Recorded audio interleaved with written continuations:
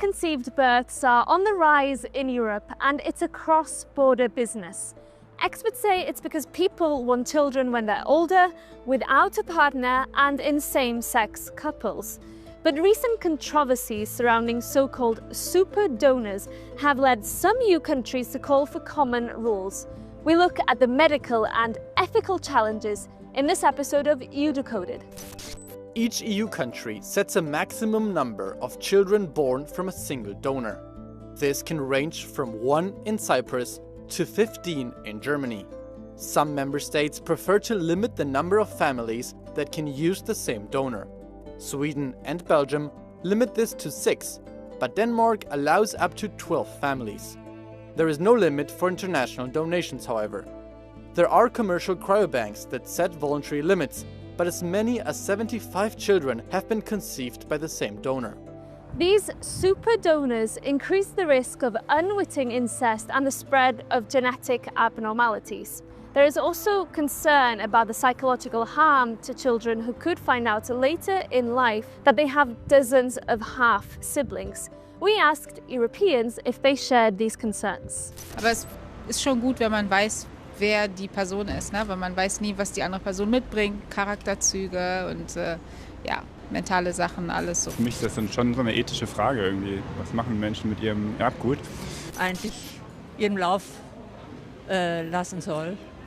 Und von daher finde ich also persönlich, dass das ist eine Kunst der Medizin, aber es ist nichts, was ich befürworte. Credo che come tutti gli aspetti importanti vada regolamentato nel miglior modo possibile, in maniera chiara. Credo che sia una cosa che debba essere più regolamentata, insomma, e che ci sia più informazione soprattutto nelle scuole, dato che in Italia su questo praticamente non se ne parla zero. Euronews' reporter Amandine Hess is here with me now to help us delve deeper into this issue.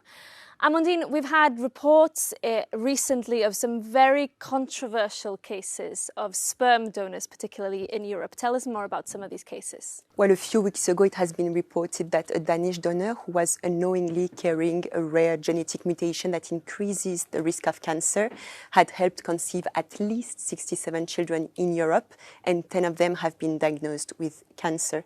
And then there is the issue of super donors who help conceive dozens or even hundreds of children, and it raises concerns because it increases the risk of consanguineous relationships among donor-conceived individuals. And finally, 50% of egg donation treatments take place in Spain because it has more liberal assisted reproduction laws. So patients travel there for treatments, but there are some questions on the ethical implication of commercialized egg donation.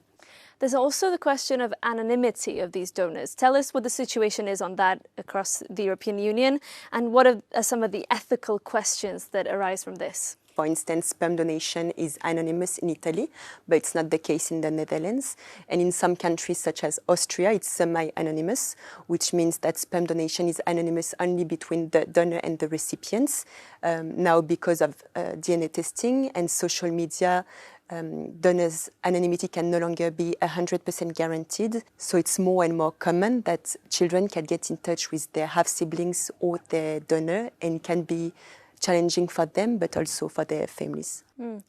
Finally, we know that there's increasing concern among many EU countries, and that they're trying to propose solutions to this. What are some of the options on the table right now? Some member states limit the number of children per donor. Others prefer to limit the number of families per donor to allow them to have biological siblings, but there is no international limitations. So some commercialized sperm banks have their own voluntary limits, such as 75 families per donor, but others have not. So it's not uncommon that some children have more than 100 half-siblings. So this is the kind of situation that this proposal would prevent. The human body and its parts cannot generate financial profit, according to the Oviedo Convention. Commercial cryobanks earn revenues based on services related to the handling, freezing, and storage of sperm and eggs, as well as through tests to screen potential donors. Some companies have online catalogs that disclose basic donor details, such as ethnicity, eye and hair color, height, weight, and occupation. Clients can pay a higher fee to access more complete profiles.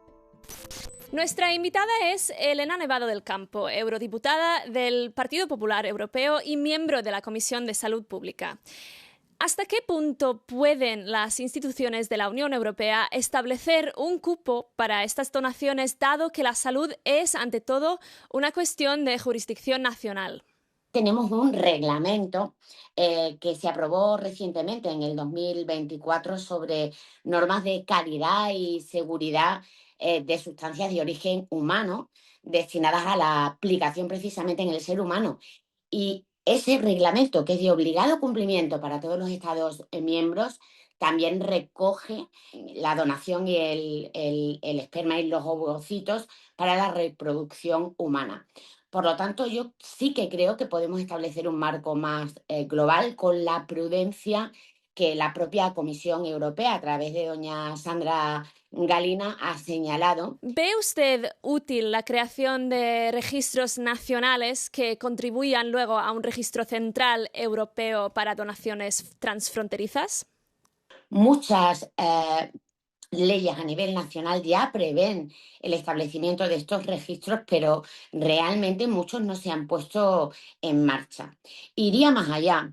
Casi que por una cuestión de ética deberían establecerse registros de carácter internacional, puesto que estas donaciones traspasan las fronteras también de la propia Unión Europea. Las empresas que recolectan y comercializan esperma y óvulos afirman que faltan donantes. ¿Cuál podría ser el impacto de establecer nuevos límites? Estamos hablando de la protección de la infancia y el derecho a saber si a través de estas respuestas, dada la baja natalidad que azota también a Europa, puede dar lugar a transmisión de algún tipo de enfermedades. Por lo tanto, frente a esta actitud de los bancos, tenemos que ir más allá y pensar que hay que establecer esas medidas de calidad y de seguridad para proteger la salud humana y la infancia.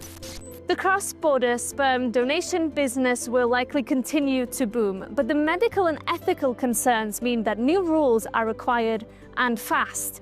But it's unclear what Brussels can do. For now, 8 EU countries are calling on Brussels to consider a cap on the number of children that can be conceived from one donor.